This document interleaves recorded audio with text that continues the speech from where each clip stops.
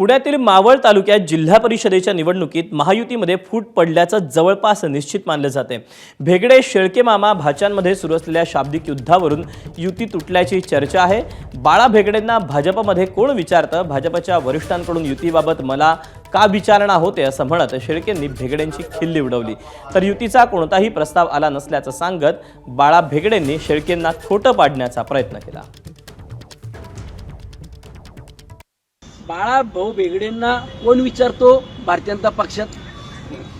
माझा प्रश्न आहे त्यांना आज ओपनली। बाळा भाऊ भेगडेंना भारतीय जनता पक्षात आणि गणेश भेगडेंना कोण विचारतं? त्यांना जर विचारत असतील तर मला जिल्हा अध्यक्ष का फोन करतात? मला भारतीय जनता पक्ष प्रदेश अध्यक्ष का फोन करतात? मला मुख्यमंत्री मोदींच्या कार्यालयातून का फोन येतात?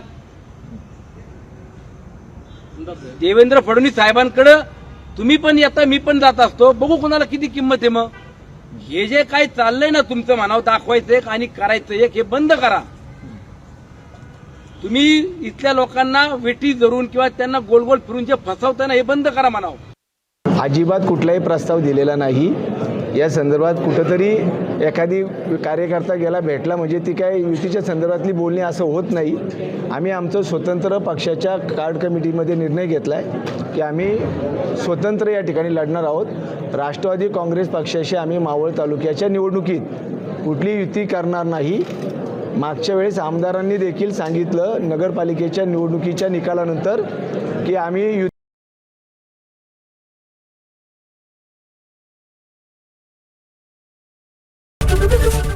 एबीपी माझा, उघडा डोळे बघा नीट।